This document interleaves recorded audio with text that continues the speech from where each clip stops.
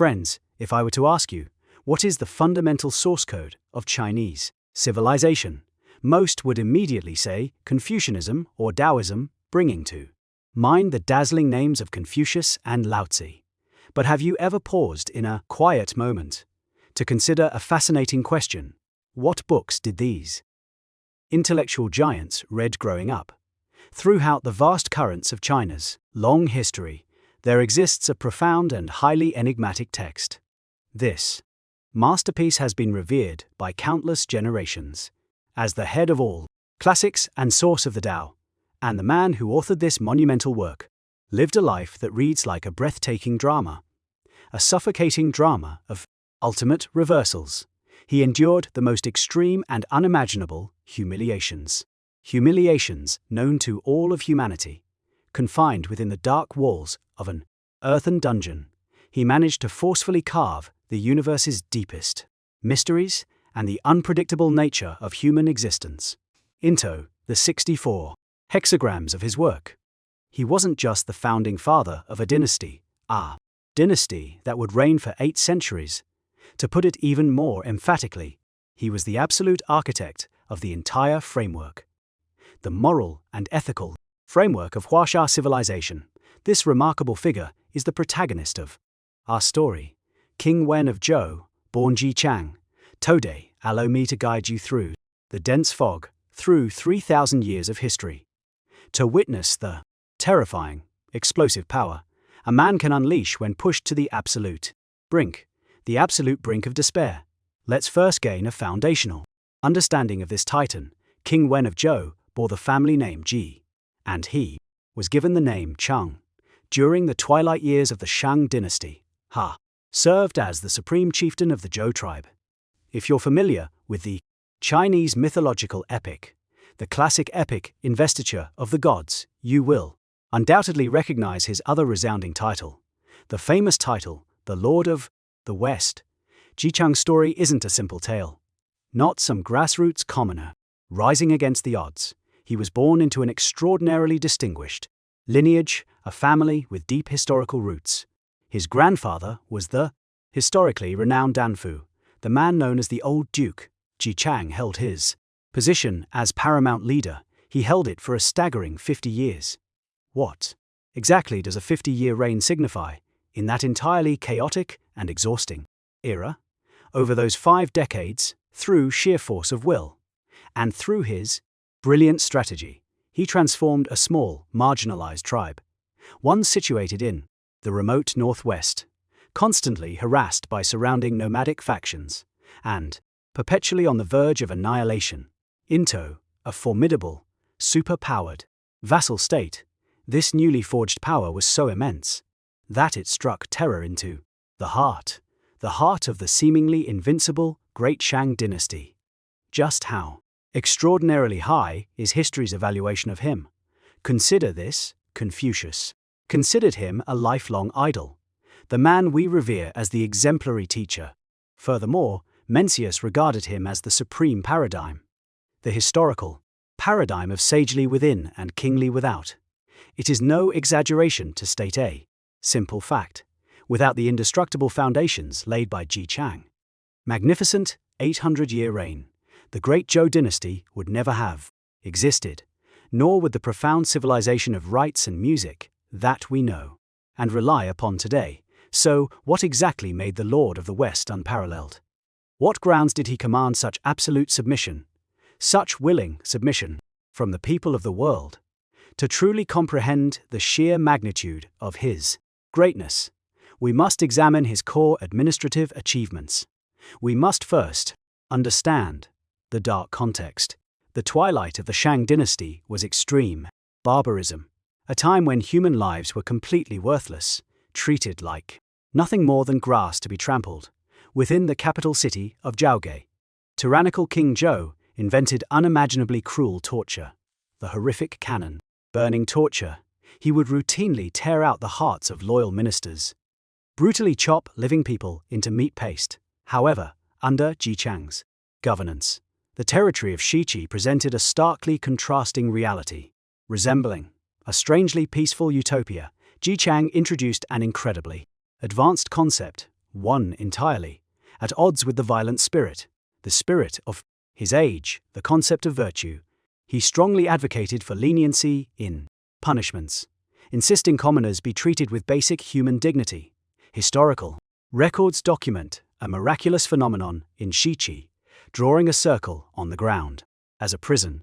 What exactly did this entail? Authorities could simply draw a fucking circle in the dirt, place a criminal inside, and they'd refuse to flee. Why did they stay put? Because the populace deeply believed in the moral rules.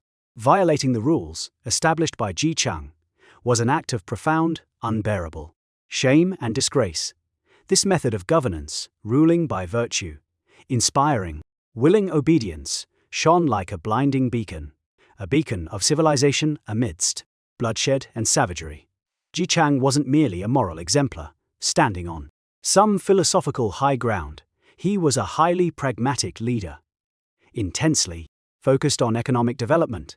Despite his exalted status as ruler of a state, he frequently donned the coarse clothing of commoners and personally performed arduous agricultural labor in the fields. He levied only the absolute minimum in taxes, making every conceivable effort to ensure people had food. People only focus on etiquette when fed. He developed a voracious appetite for talented individuals. He established an entirely unprecedented policy, regardless of which rival nation a refugee fled from, regardless of whether they were a lowly slave or even a condemned criminal. As long as they possessed genuine talent, Xia Jie would welcome them with open arms. He didn't merely accept them. He bestowed upon these outcasts the highest respect along with exceptional material treatment. Very rapidly, Xia Jie transformed into the ultimate gathering place, the intellectual hub of that ancient era. The societal atmosphere in Xia Jie became overwhelmingly positive. Just how positive did it actually become? When irreconcilable conflicts arose between feudal lords, they completely bypassed the capital of Zhaoge, bypassing the recognized universal sovereign, King Zhou, and traveled immense distances to seek arbitration from Jaifa. Chang historical texts record one incredibly famous incident. The famous lawsuit of Yu and Rui. The monarchs were locked in a bitter dispute, fighting over a tract of land on their border.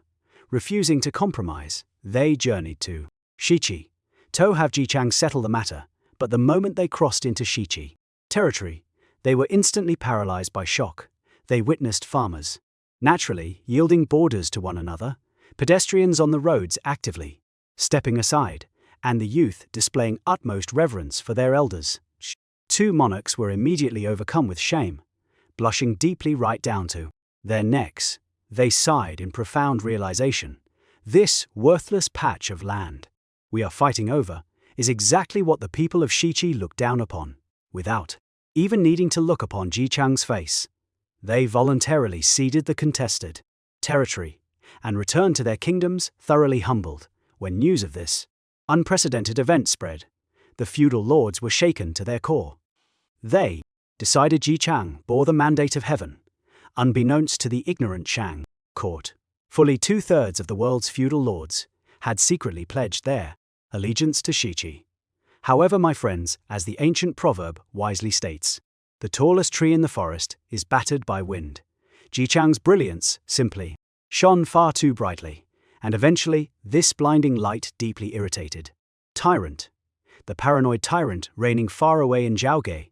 This tension sets the stage for the darkest chapter, the most profoundly tragic yet magnificent chapter, the ultimate chapter of Chang's life.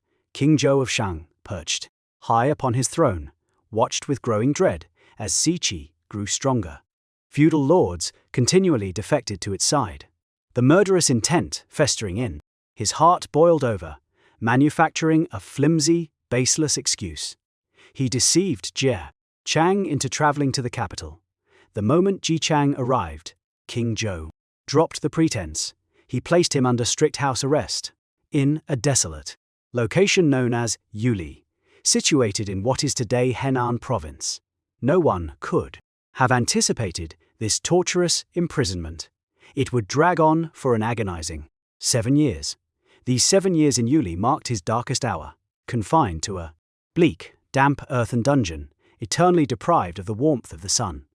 Zhou didn't immediately issue an execution order, because murdering a saint was too merciful. What King Zhou truly desired was to shatter him. Methodically shatter this god of the people, breaking him completely from the physical flesh, right down to his very spiritual essence. Meanwhile, back in Xia Jie, his eldest son Bo Yikao was desperate to save him, carrying the rarest treasures and exotic artifacts of Xia Jie. He traveled to Xia Jie. This aristocratic prince was even willing to completely surrender his personal dignity, actively volunteering to serve as a lowly chariot driver for the tyrant King Zhou.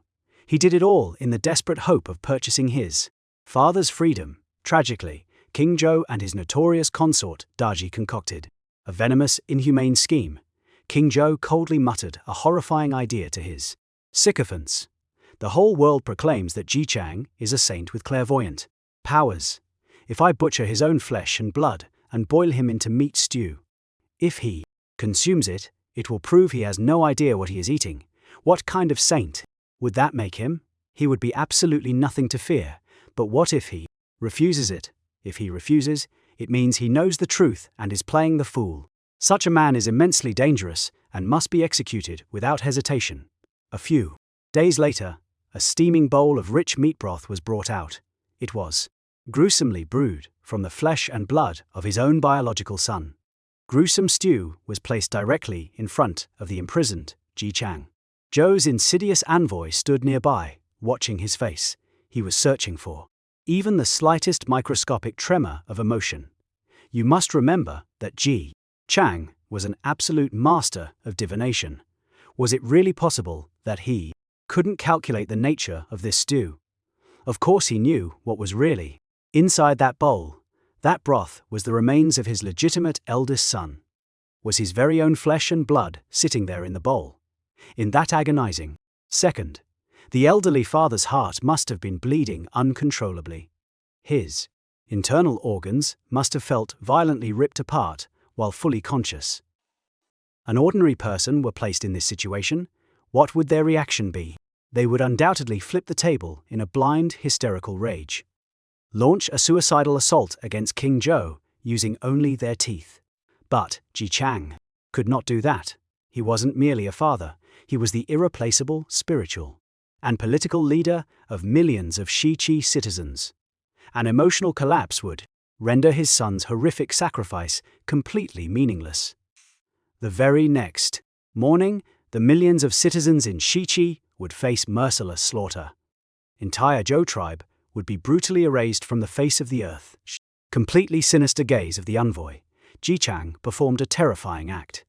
Forcefully swallowed the agonizing pain that was actively tearing his soul to shreds. He somehow maintained a flawless facade of complete and total nonchalance. He even summoned a faint smile of deep gratitude as he reached out. Trembling, he accepted the bowl and took large, deliberate bites. Chewing thoroughly, he consumed every last drop until the bowl was completely empty. After this macabre meal, he prostrated himself heavily on the cold ground. Knocking his head against the earth, he loudly declared his immense gratitude. Your servant kowtows in immense gratitude for the great king's generous reward. The envoy rushed back to faithfully report this exact scene to King Zhou. The tyrant erupted into laughter, dismissing his fears with overwhelming contempt. What Lord of the West, what absolute saint, he scoffed. He doesn't even realize he is feasting on his own flesh and blood. Chang is nothing more than a senile, blind, and decrepit old fool. From that moment onward, the arrogant king discarded his lingering vigilance against Chang. No mortal soul will truly know how Chang survived that freezing night, enduring the unbearable horrors within the solitary confinement of his cell. Legends whisper he ultimately vomited up all the meat he forced down his throat. The remains miraculously transformed into white rabbits that bounded into the hazy wilderness. This is clearly just a mythological embellishment added by later generations. But it profoundly illustrates the deep sympathy for his catastrophic psychological agony. The sheer physical torture and extreme psychological devastation didn't drive him to madness. Within that lightless, sunless dungeon, he made an earth-shattering decision. The mandate of heaven was merciless, and the world was chaotic and unforeseeable. So he resolved to systematically deduce the laws governing the heavens and the earth, relying on astonishing willpower that defies all ordinary human comprehension. He took the primordial 8 trigrams, left behind by the ancient sovereign Fuxi, armed with transcendent wisdom, began meticulously overlapping them in pairs. Deep within that suffocating prison, he successfully deduced the 64 hexagrams. He unlocked the mysteries of their 384 lines. This monumental achievement is the I Ching, also known as the Book of Changes, a miraculous text that shaped Chinese philosophical thought for 3,000 years. It contains concepts like the arrogant dragon will have cause to repent, as well as the rule that the hidden dragon must not act prematurely. It details the universal law that extreme adversity eventually gives way to prosperity. When things decay to their absolute limit, a resurgence is fundamentally inevitable. My friends, this is absolutely no trivial street corner fortune-telling manual. This is a profound cosmic survival guide, penned during his agonizing 7-year imprisonment. It was forged with the very flesh and blood of his beloved son. He used his own life force to communicate to all subsequent generations. When you find yourself trapped in absolute despair, do not succumb to fear. When our situation reaches its most extreme boundary, it is destined to reverse course. Long as you possess the fortitude to endure in absolute silence. As long as you strive relentlessly to improve yourself without pausing. The darkest night will always inevitably give way to the dawn. After 7 grueling years, the loyal ministers of Xia Jie desperately scoured the lands, amassing breathtakingly beautiful women and exceptionally rare stallions to use as bribes. They heavily bribed the corrupt, sycophantic officials closely surrounding King Zhou, combining extravagant offerings with his false act of being an oblivious fool. He was finally granted his release and permitted to return to his homeland. When this white-haired, weather-beaten old man finally returned to Xia Jie, geopolitical reality was no longer truly under the dominion of the Shang dynasty, because having survived the apocalyptic tribulation of Yuli, completed his ultimate nirvana, transforming from a mere mortal chieftain into an eternal, transcendent sage king. Upon his return, he didn't rashly plunge into immediate, bloody revenge. Dragging his aging body, he traveled to the banks of the Wei River. He humbly sought out the services of the 80-year-old Jiang Xia. Handing over the seal, he laid the military groundwork for the Zhou dynasty. Regrettably, Ji Chang didn't live to witness the collapse of the Shang dynasty. At the venerable age of 97, he peacefully closed his eyes. Forever. On his deathbed, he entrusted the monumental burden to his second son. Jifa would later be known to history as King Wu of Zhou. A few short years later, the cataclysmic Battle of Moya erupted. The vast Shang armies dramatically defected, and King Zhou burned himself alive. The Great Zhou dynasty stepped onto the unshakable foundation Ji Chang built. It rose majestically, ushering in the longest-lasting dynasty in Chinese history.